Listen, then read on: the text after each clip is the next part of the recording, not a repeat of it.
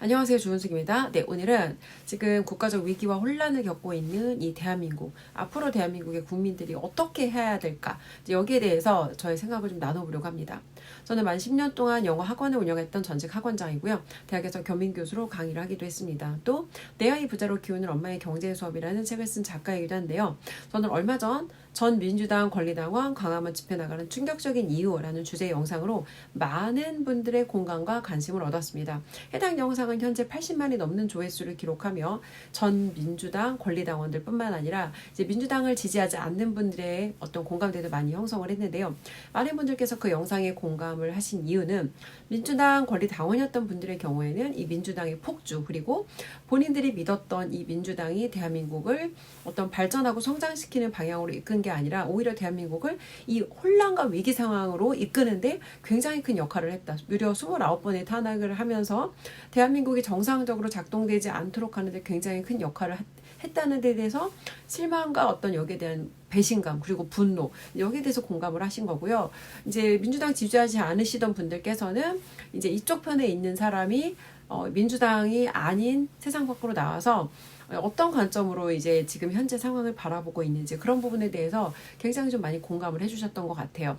일단 저는 우리가 지금 겪고 있는 이 혼란의 가장 큰 책임은 국민들 한 사람 한 사람에게 원인과 어떤 그 책임이 있다고 생각을 합니다. 왜냐하면 우리가 국민으로서 누리는 어떤 혜택들이 있잖아요. 그럼 그에 따르는 우리에게 주어지는 어떤 의무도 우리가 수행을 했어야 되는데, 투표는 해놓고 내가 이 나라가 어떻게 돌아가는지 거기에 대해서 내가 무지했고 무관심했기 때문에 사실 어떤 민주당에서 이 국민들한테 지금 뭐 25만 원 이런 거를, 그것도 뭐 이게 상품권 같은 거로 던져주는 거죠.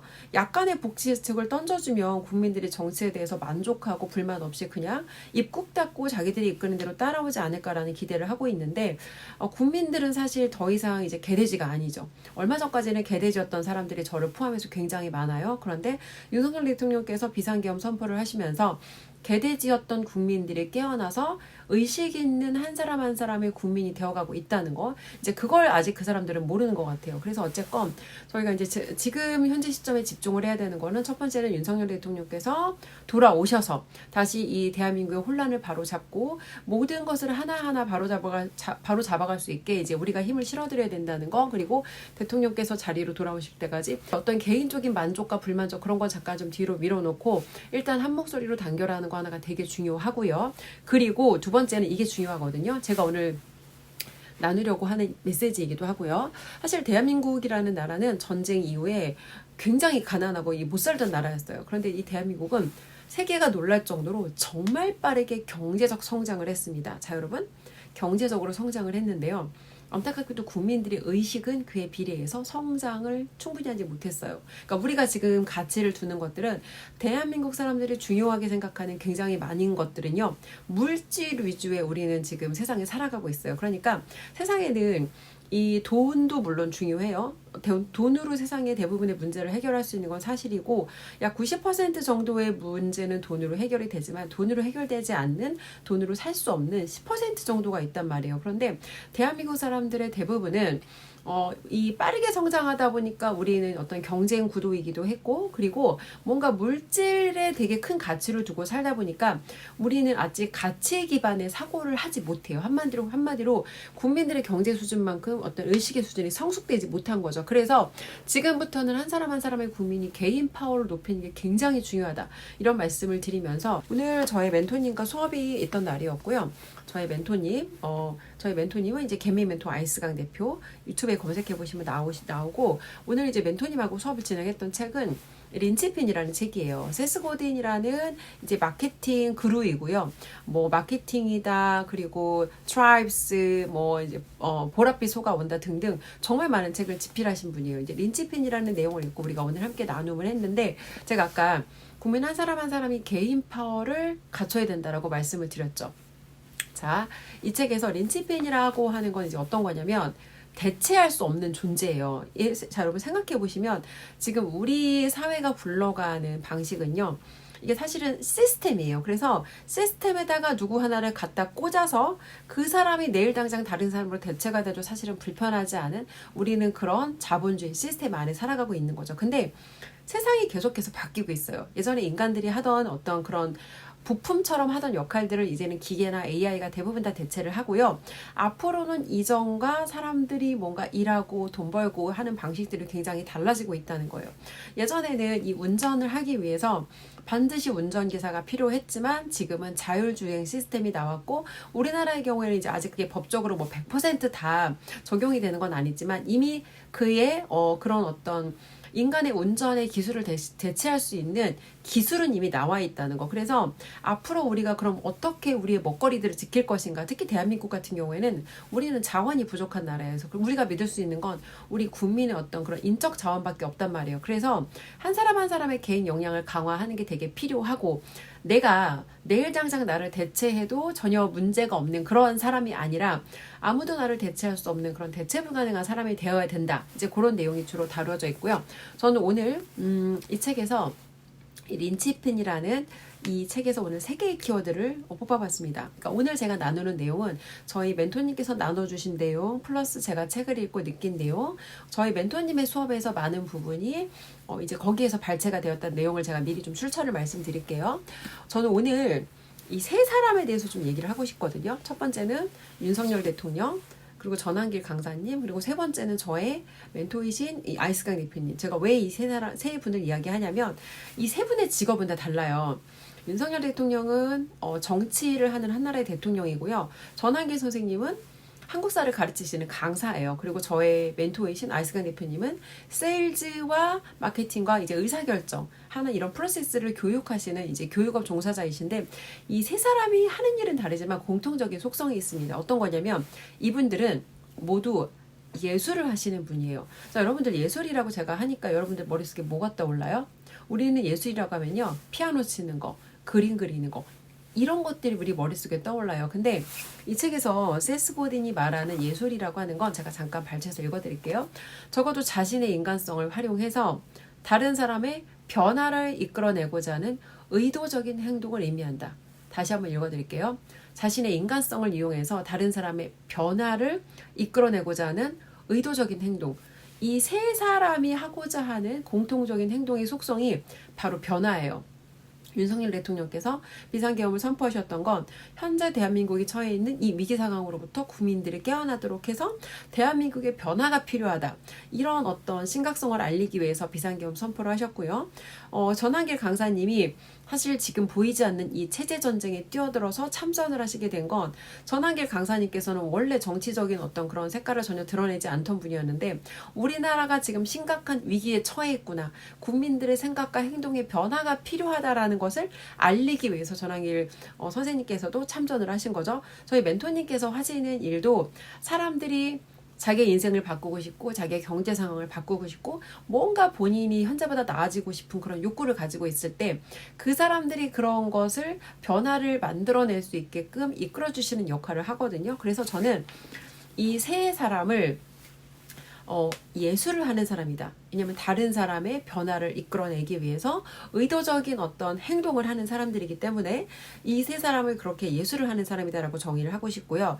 이 3사람의 또 다른 공통점이 있습니다. 바로 뭐냐면 겁이 없다는 거예요. 어떤 얘기냐면 윤석열 대통령께서 이전에 인터뷰하는 그런 영상을 보셨어요. 그게 아마 출마하기 직전이었던 것 같은데 이제 뭔가 지금 우리나라가 처해 있는 그런 문제점을 지적하시면서 그런 불이함을 드러내는데 본인은 겁이 없다라는 말씀을 하셨어요. 이게 사실은 여러분 어떤 그런 이게 내가 지금 윤석열 대통령이 지금 대통령이지만 사실은 굉장히 약자의 포지션이거든요. 왜냐하면 국힘에서도 대통령한테 힘을 실어주지 않아요. 그리고 이 민주당에서도 거대 야당이라는 본인들의 어떤 그런 의석수를 이용해서 윤석열 대통령이 뭔가 정상적으로 대한민국의 발전을 위해서 뭔가 해보고자 했을 때 예산을 삭감하는 방식으로 사실은 굉장히 많은 이 방해의 어떤 행위들을 했단 말이에요. 그런데 어떤 그런 것들, 그러니까 특정 어떤 사람이라든지 특정 어떤 집단이 자신들의 이익을 위해서 뭔가 불이한 행동을 하고 있다. 근데 이런 거를 드러낼 때 사실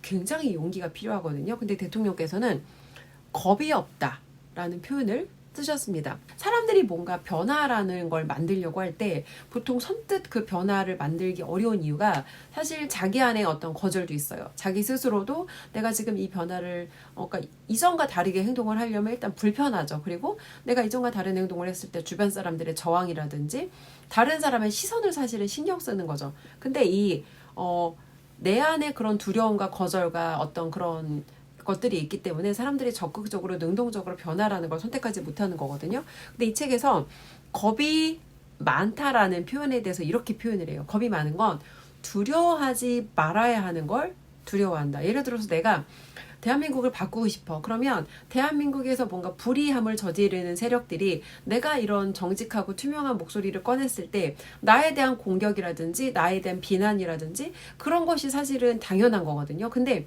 그것에 대해서 내가 두려움을 느끼면 내가 변화를 일으키고자 하는 그 무언가에 필요한 행위를 할 수가 없단 말이에요. 그래서 이제 이 겁이 많다라는 거를 두려워하지 말아야 할 것을 두려워하는 상태라고 표현을 하는데 사실 이제 사람마다 이 겁이 없다, 겁이 있다, 겁이 없다 이게 좀 속성이 달라요. 어떤 얘기냐면 영역별로 이게 달라요. 어떤 사람은 돈에 대해서 되게 겁이 많은 사람이 있어요.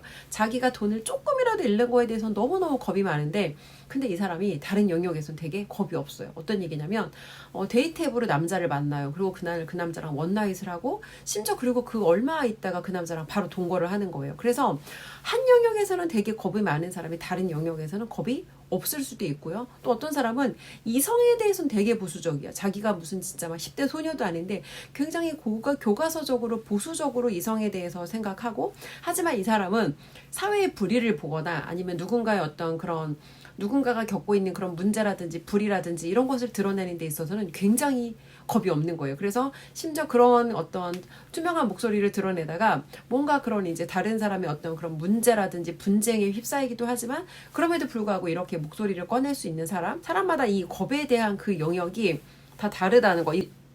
또 이제 저는 이분들의 속성을 선물을 주는 사람들이다. 이제 이 책에 제가 내용을 근거해서 지금 말씀을 드리는 거거든요.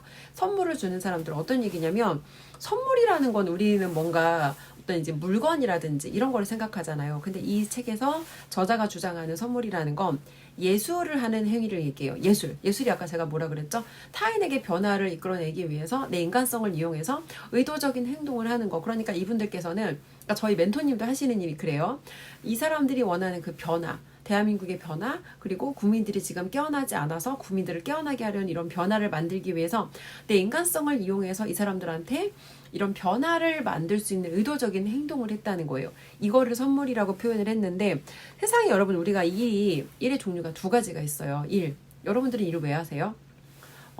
대부분의 사람들은요. 일을 먹고 살기 위해서 일을 합니다. 이게 뭐 나쁘거나 잘못됐다라고 말을 하기는 그렇지만 사실 일이라는 건 우리가 먹고 살기 위해 하는 그 이상의 우리한테 가치를 주거든요. 왜냐하면 인간은 자기가 쓸모있다라고 생각할 때 가장 깊은 행복을 느껴요. 근데 일이라는 걸 통해서 우리는 우리의 경제의 문제를 해결하고 플러스 내가 세상에 기여하고 타인의 문제를 해결함으로써 내가 얼마나 쓸모있고 가치 있는 인간인가를 가장 확실하게 확인할 수 있는 도구가 사실은 일이에요. 그래서 일을 단순히 내가 먹고 사는 그런 수단이 아니라 내가 하는 일에 어떤 영혼과 어떤 정성을 불어넣어서 장인 정신으로 우리가 일을 할 수 있어요. 자, 예를 들어서 윤석열 대통령께서 만약에 대통령직을 그냥 내가 직업으로만 생각했다면 이미 임기에 2년 반을 왔고 사실 내가 지금 여기서 지금 이런 비상계엄 선포 같은 걸 한다고 국민들이 내 마음을 알아줄지도 몰라. 왜냐면 여러분 다 기억하실 거예요. 불과 이게 사실 한 달, 두 달 전의 일이거든요. 12월 3일에 이제 비상계엄 선포가 됐으니까 2달 전에 비상계엄 선포가 됐을 때 국민들 대부분의 여론이 윤석열 대통령에 대해서 원망하고 비난하는 여론이 어마어마했어요. 지지율이 10%대가 되나 안 되나 정도로 떨어질 정도로 굉장히 지지율도 안 좋았고 심지어 같은 편, 우리 편조차도 대통령이 왜 비상계엄 선포하셨는지 이제 여기에 대해서 납득을 못하고 오히려 대통령을 공격했죠. 그러니까 대통령은 이 국힘에서도 지지를 받지 못하고 국민들에게도 지지를 받지 못하고 진짜 얼마나 외로운 싸움을 시작하신 걸까. 그리고 내가 이걸 했을 때 솔직히 잘 된다는 보장도 없잖아요. 국민들이 내 마음을 알아주고 대통령이 이렇게까지 우리나라를 걱정해서 이렇게까지 큰 리스크를 지셨구나를 깨달을 수 있다는 이런 게 아무것도 보장된 게 없었단 말이에요. 근데 보장된 건 아무것도 없고 잃을 거는 어마어마하게 많은 상태에서 그런 선택을 하는 게 얼마나 어려운 일이었겠냐는 거예요. 근데 자 보세요 여러분. 이 대통령께서는요, 먹고 살기 위한 일이 아니라 정말 내가 하는 대통령이라는 직에 대해서 누군가는 대통령 놀이를 하려고 출마를 했을 수 있지만 이 윤석열 대통령은 대통령직이라는 이 수단, 이 도구를 이용해서 이 자유와 질서와 헌법과 원칙이 무너진 대한민국이라는 나라를 내가 구하기 위해서 대통령직이라는 걸 수단으로 쓰셨다는 거예요. 대통령 되는 게 목적인 사람, 대통령을 수단으로 이 대한민국이라는 나라를 바로잡고자 하는 거, 이거 사실은 굉장히 다른 거거든요. 근데 이분께서는 처음부터 출마했던 의도가 그거였기 때문에 사실은 대통령직을 이용해서 이 국가의 어떤 이 무질서와 혼란을 바로잡고자 하는 의도로 출마를 하셨던 거죠. 이걸 어떻게 하냐면 윤석열 대통령께서 이제 최근에 발언하셨던 것부터 거꾸로 타임머신을 되돌려서 거꾸로 돌아가면서 대통령께서 발언하신 내용을 들으면 정말 소름이 돋을 정도로 퍼즐이 맞아 떨어진다는 거예요. 자, 이제 이 선물을 준다는 표현을 했는데 사실 전환기 선생님도 마찬가지예요. 현재 본인의 1년 연봉이 60억이라고 해요. 60억이고 이 정치적인 발언을 했을 때 현재 전환기 선생님께서 얻을 건 아무것도 없어요. 그리고 잃을 건 사실은 굉장히 크죠. 그리고 여기에 대해서 전환기 선생님께서 내가 상식이라고 생각하는 선에서 합리적인 어떤 그런 객관적인 입장에서 발언을 하셨는데 일단 직업적인 위기와 또 플러스 선생님에 대한 여러 가지 비난이라든지 심지어 협박의 어떤 그런 위기까지 이 어떤 상황이 발생했다고 하시더라고요. 그러면 선생님께서도 사실 이렇게까지 무리수를 둘 필요는 없었거든요. 하지만 내가 생각할 때 이게 세상에 옳고 이게 내가 세상에 가치 부여하는 일이다라고 생각하셨기 때문에 왜냐하면 내가 너무 얻은 게 많고 내가 세상에 가치 부여하는 일이 진실된 목소리를 내는 것이다라고 생각했기 때문에 그런 리스크를 지셨다는 거. 사실 저도 이 윤석열 대통령의 비상계엄에 대해서 적극적으로 관심 갖고 이제 제가 이렇게 현장에 뛰어나가게 됐던 이 과정에 저희 멘토님의 역할이 사실은 굉장히 컸어요. 그때 제가 말레이시아 세미나를 다녀오고 일주일 정도 다녀왔는데 세미나 다녀오고 나서 이제 첫날 저희 멘토님 만났거든요. 근데 세미나를 가서 저는 정말 빡세게 진짜 최선을 다해서 그 기간을 너무너무 알차게 잘 보냈어요. 그리고 한국에 들어와서 저는 이제 사실 그 저의 일주일 동안의 그런 활동에 대해서 저희 멘토님께 좀 칭찬을 받지 않을까라는 기대감으로 들어왔는데 저를 굉장히 이기적인 사람이라는 듯이 이렇게 말씀을 하시더라고요. 본인이 지금 해외 나가 있는 동안 우리나라에서 무슨 일이 있었는지 아냐고. 근데 솔직히 그때는 너무 야속하게 들렸어요. 아니 저희 멘토님께서 이제 혼자 한번 그런 경험을 해보는 게 좋겠다라고 조언을 주셔서 저는 정말 해외에 제가 나가서 이제 그렇게 참석한 거가 저에게는 처음이었어요. 근데 저는 그렇게 되게 어려운 결정에서 갔다 왔는데 저한테 뭔가 그 기간 동안에 제가 했던 성과에 대해서 인정해 주시기는커녕 이기적인 인간으로 저를 말씀을 하시니까 솔직히 그땐 되게 서운했어요. 근데 그 덕분에 제가 생각이라는 걸 더 하게 된 거예요. 왜 나한테 이렇게까지 말씀을 하시는 거지? 그리고 윤석열 대통령의 비상계엄이 이제 일어난 과정에 대해 다시 한번 생각을 해보게 된 거죠. 실제로 비상계엄이라는 게 실제로 있었던 시간은 2시간 반 정도밖에 되지 않는데 대통령이 너무 져야 될 리스크는 크고 그에 비해 얻을 건 아무것도 없는데 도대체 이런 거를 왜 하시게 된 걸까?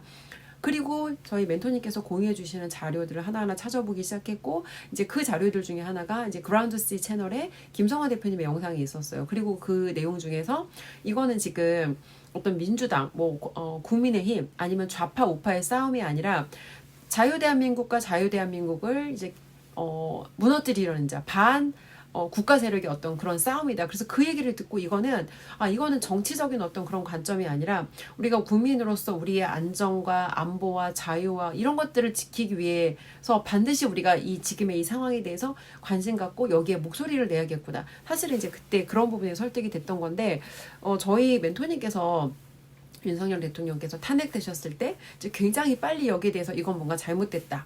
이런 목소리를 내셨거든요. 근데 저희 멘토님께서 이런 목소리를 내신 게 사실은 처음이 아니에요. 저희 멘토님께서 예전에 이제 그 수강생들 중에서 세일즈 이런 코칭 받으러 왔던 수강생들 중에서 인셀덤이라는 화장품 회사에 그 분들이 굉장히 많이 수강생으로 수강을 오셨어요. 근데 그 회사가 성장해 나가는 과정 중에 몇 가지 문제점들이 있었어요.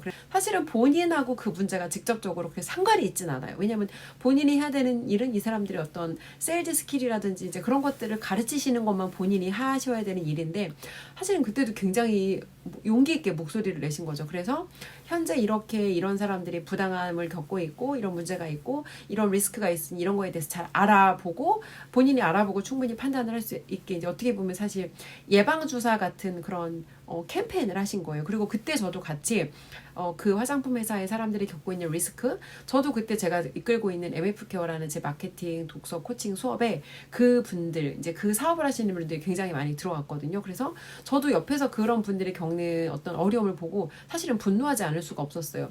한두 푼 돈을 쓴 게 아니고 수천만 원에서 1억 원, 1억 원을 넘게 정말 쓰신 분들도 있었는데, 그분들이 그 돈을 쓰고 겪고 있는 그런 문제를 보니까 여기에 대해서 목소리를 내지 않을 수가 없었던 거죠. 어쨌건 그때 그분들의 그런 이제 부당함을 알리는, 그때도 구하기 캠페인이었어요. 그때 어떤 그런 캠페인을 처음 같이 진행을 했고, 이제 두 번째가 주원규 PD라고 예전에 신사임당이라는 채널 운영하시던 분인데, 그분이 나중에 이제 그 유튜브를 확장시키는, 성장시키는 그런 교육 프로그램을 팔았어요.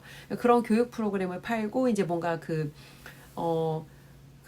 뭔가 이제 그 소프트웨어 같은 걸 팔았어요. 근데 그거를 판매하는 과정에 수강생 한 명의 사례를 소개했는데, 이제 이 사람의 사례와 관련해서 어떤 이슈가 일어났고, 저희 멘토님께서 저한테 카톡을 보내셨어요.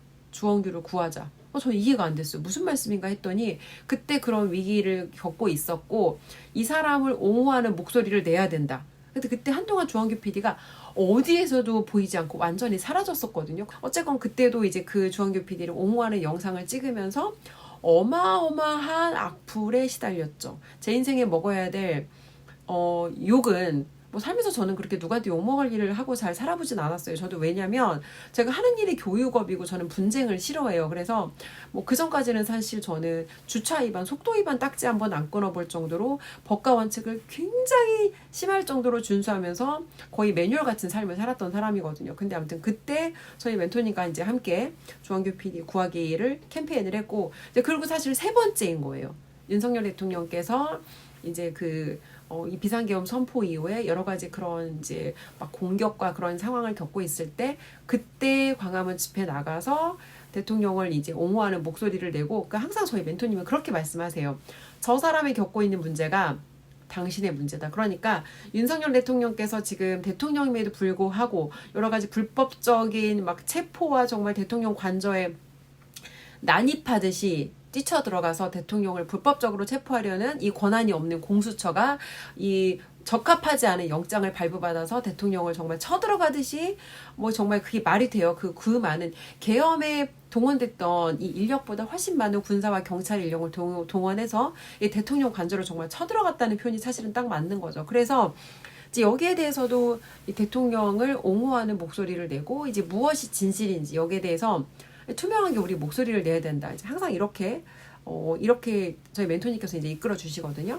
자, 그래서 제가 말씀을 드리고 싶은 건, 윤석열 대통령, 그리고 전한길 선생님, 저희 멘토님까지, 이런 분들이 만약에 자기가 하는 일을 그냥 내일을 그냥 일로만 바라봤다면, 이렇게까지 자기 업무, 자기 직무 영역이 외인 것에 리스크를 지면서 사실은 목소리를 낼 이유가 저는 없다는 거죠. 제가 말씀을 드리고 싶은 건, 이제 이분들이 본인의 일에 본인이 해야 되는 것 이상의 어떤 장인 정신을 발휘해서 영혼을 불어넣고 내가 정성을 쏟아 놓아서 이제 이렇게 누군가에게 변화를 일으켰던 것처럼, 우리 한 사람 한 사람도 개인 파워로 높이고 다른 사람의 변화를 이끌어낼 수 있는, 사실은 이제 그런 사람들이 되어야 한다는 얘기를 제가 지금 하고 싶은 거고요.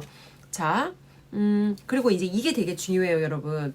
사람들이 우리는 누군가 뭔가 시켜서 하는 일에 굉장히 익숙해요. 근데 왜 그런가 보면은, 학교 때는 선생님이 시키는 대로 시간에 맞춰서 뭐 등교해야 되고, 수업 시간 다 정해져 있고, 밥 먹는 시간도 정해져 있고, 집에 가는 시간 정해져 있고, 그리고 이게 그대로 회사로 이어져요. 회사에 가서도 선생님 지시를 따르던 게 상사의 지시를 따르는 거고, 남들과 다른 목소리를 내면 쟤 왜 저래? 타인한테 이런 시선을 받는 게 불편하고 두려우니까 우리는 우리의 목소리를 점점점 내지 않는 일에 익숙해요. 그리고 내가 주도적으로 뭔가 나서서 하는 것보다는 시키는 일을 하는 게 굉장히 편안하고 익숙하다는 거예요. 근데 이게 가장 심한 연령대가 저는 4050이라고 생각해요. 왜냐면 4050 때 우리 때만 해도 선생님이 무섭고 어렵던 시절이었고, 그리고 그 어떻게 보면 선생님이 학교에서 그런 어떤 권위적인 이런 분위기, 이게 회사로 그대로 그냥 옮겨간 거죠. 근데 2030들의 경우에는 굉장히 좀 스스로 주도적으로 판단을 하고 좀 굉장히 뇌가 좀 말랑말랑하다는 생각을 했어요. 예를 들어서 지금 전 국민이 거의 뭐 굉장히 많이 뛰어나가서 지금 광장에 나가서 목소리를 내고 있고, 내 주변에 있는 사람들도 이전에 그 사람이 안 그랬었는데 뭔가 달라진 사람들이 분명히 있단 말이에요. 그러면 합리적인 사고를 하는 사람이라면 한 번 정도는 쟤들이 왜 저러지? 쟤들이 단체로 미친 것도 아닐 텐데 왜 저러지? 라는 의문을 가져봐야 돼요. 근데 4050에 있는 이 사람들은요, 뇌가 정지되거나 쇠뇌됐거나 뇌가 마비된 것처럼 이 꼼짝을 안 하고 의문이라는 걸 안 가져요. 근데 2030들은 이 어떤 이 민주당에서 대통령을 체포하려는 이제 구속까지 가는 과정에서 여러 가지 비상식적인 어떤 그런 순간들이 있었단 말이에요. 그럼 그 2030 젊은이들은 합리적인 의문이라는 걸 가져요. 이상한데? 저건 너무 심한데? 그리고 자기의 의문에 대해서 스스로 답을 찾아보고 이건 뭔가 잘못된다라고 판단이 된다면 빠르게 본인의 생각을 전환할 수 있다는 거. 근데 4050은 이게 사실 되게 어렵다는 거. 그래서 저는 한 사람 한 사람의 자율성을 가지고 우리가 주도적으로 생각하고 공부하고 내가 뭔가 스스로 뭔가 자료를 찾아보고 이제 이런 좀 주도적인 어떤 학습 역량, 이런 게 좀 저는 필요하다고 생각하고요. 사실 저도 원래 그렇게 주도적인 사람은 아니에요. 저도 뭔가 개인 자영업을 했고 개인 사업을 했지만 그럼에도 불구하고 뭔가 매뉴얼적인 삶을 살았던 사람이고, 뭔가 짜여진 판에서 벗어나는 걸 되게 불편해하는 저도 전형적인 4050이에요. 저는 이제 처음으로 제 인생에서 자율성을 가지고 뭔가 리스크 테이킹을 했던 게 사실은 탄핵을 반대하는 이제 광화문 집회에 처음 참석을 했던 거예요. 그 전에 제가 살았던 주은숙이라는 과거의 삶에서는 상상할 수 없던 그런 사실은 시간과 경험이었던 거예요. 그런데 그런 경험을 통해서 어제는 제가 1인 시위를 하고 이제 라이브로 켜서 많은 분들하고 함께 했는데 6만 명의 구독자에서 이제 600명 정도가 어제 들어오셨더라고요. 진짜 깜짝 놀랐거든요. 어떤 경험을 제가 또 했냐면, 저는 지금 유튜브 수익화 하나도 안 하고 있어요. 유튜브 수익화 지금 한 푼도 안 벌고 있고요. 그리고 저는 슈퍼챗이 없습니다. 그리고 자율적인 후원 계좌도 없어요. 근데 어제 정말 많은 분들께서 슈퍼챗과 자율 계좌를 요청하시는 거예요. 그리고 요즘에는 댓글에 보면 그런 요청이 정말 많거든요. 근데 물론 이거를 저는 거기에 대해서 이제 어떤 정치적인 발언을 하면서 여기에 대해서 후원을 받는 거에 대해서 저는 전혀 여기에 대해서 나쁘게 생각하지 않아요. 왜냐면 이분들도 뭔가 경제적으로 이게 생활이 보장이 되어야 여기에 더 집중해서 좋은 컨텐츠를 만들 수 있는 거고, 이 자본주의 어떤 생태계 자체가 좋은 가치를 제공하면, 수요가 있고 좋은 가치를 제공하면 어떤 가치와 가격이 만났을 때 그런 거래가 성사되는 거기 때문에 얼마든지 여기에 대해서 저는 충분히 그럴 만한 가치가 있고 이거를 하는 거에 대해서 우리가 많이 지지해야 된다고 생각해요. 저 역시도 제가 여러 개 닿는 한 이제 어떤 그런 뭔가 그때그때마다 도움이 필요한 상황에 저 역시도 자율적으로 후원을 하고 있고요. 근데 저는 다만 이거를 제가 수익화를 할 수도 있고 안 할 수도 있어요. 근데 이 두 가지 다 저의 자유라는 거죠. 근데 저는 후원 계좌와 슈퍼챗을 올리지 않는 자유를 지금은 그냥 선택했을 뿐이에요. 물론 이후에는 제가 다른 선택을 할 수도 있어요. 근데 지금은 이런 선택을 했을 뿐인데, 어제 제가 무슨 경험을 했냐면, 이 책에서 린치핀이라는 책에서 새로운 경제 시스템이라는 걸 이야기를 하거든요. 뭐 내가 정말 예전에는 그냥 단지 물건의 질이 좋으면 샀다, 아니면 어떤 때는 이게 물건의 브랜드가 무엇인지 샀다 하면, 이제는 사람들이 가치 소비를 하는 시대라는 거예요. 그래서 그 말을 하는 사람이 누구인가에 따라서 그 물건을 구매할 수도 있고 구매하지 않을 수도 있는데, 이 책에서 새로운 경제 시스템이라는 표현을 써요. 그래서 어제 제가 그 새로운 경제 시스템을 경험을 한 거예요.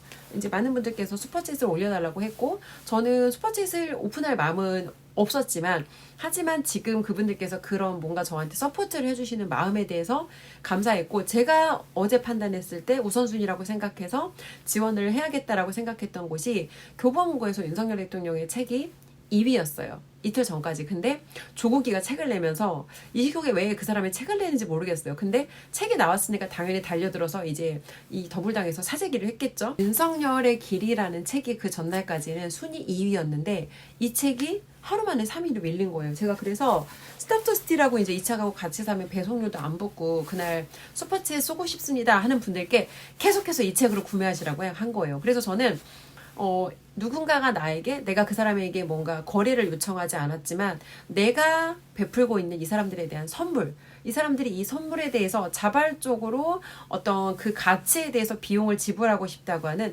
새로운 경제 체제를 경험하게 된 거죠. 제가 말씀을 드리고 싶은 건 이런 급변하는 세상 속에 우리 한 사람 한 사람의 개인 파워를 갖추려면 사실 그 개인 파워를 갖추는데 굉장히 강력한 도움이 되는 도구가 유튜브거든요. 왜냐면 유튜브라고 하는 건 여러분 일단 말을 해야 돼요. 우리가 세상에서 일을 하는데 어떤 거래든지 어떤 일이든 간에 말을 하지 않고 일할 수 있는 일은 없거든요. 근데 앞으로는 점점 더 그 사람의 말하기 능력과 글쓰기 능력이 점점 더 중요해질 거예요. 그래서 이 말과 글을 훈련하는데 최고의 도구가 유튜브이고 많은 사람들이 사실 돈을 벌고 싶다라고 이야기를 해요. 근데 돈을 벌기 위해서는 이 단계가 있거든요. 돈을 번다는 건 우리가 have 하는 거잖아요. have, 갖는 거잖아요. 그렇죠? 근데 이것을 갖기 위해서는 앞에 be와 do가 필요합니다. 무슨 얘기냐면 우리가 돈을 많이 번다는 건 돈을 많이 have, 갖는다는 거예요. 그렇죠? 이 돈을 많이 갖기 위해서는요. 돈을 벌기 위한 행위를 해야 돼요. 이 행위를 하기 위해서 여러분 뭐가 필요하냐면요. 정체성이에요. 내가 어떤 사람이고 어떤 행동을 했는지 그에 따른 결과로 사실은 돈이 따라오는 거지, 내가 돈을 벌고 싶다고 돈을 쫓는 행위를 한다고 돈이 만들어지는 거, 돈이 벌어지는 건 아니거든요. 윤석열 대통령께서 그런 이야기를 하셨어요.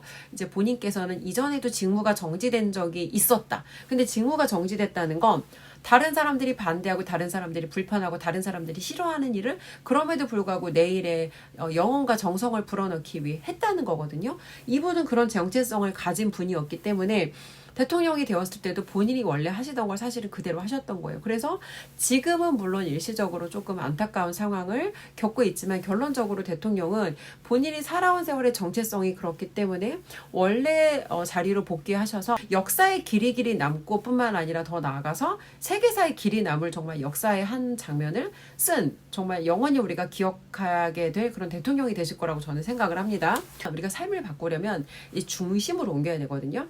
과거의 대한민국은 삼사리 위주의 어떤 중심이었어요. 삼사리 중심, 한마디로 먹고 사는 거, 기본적인 먹고 사는 거가 해결되어야 하는 그런 삼사리 중심이었고, 그리고 조금 성장한 대한민국은 사람 중심이었어요. 근데 사람 중심의 대한민국에 어떤 문제가 생기냐면 좋은 게 좋은 거지 서로가 서로한테 불편한 말을 안 해요. 서로가 발전하고 성장하려면 듣기 좀 불편한 얘기도 하고 서로가 서로한테 도움되는 피드백을 해줘야 되는데 대한민국 사회는 너무 나이스합니다. 너무 나이스한 피드백을 서로 주고받다 보면 서로가 성장할 수 있는 기회가 사실은 제공되지 않는다는 거죠. 자, 그리고 그 다음 대한민국이 가야 될 그 다음 순서는요. 가치 중심 사회예요. 현재 대한민국은 지금 굉장히 물질 중심 사회이거든요.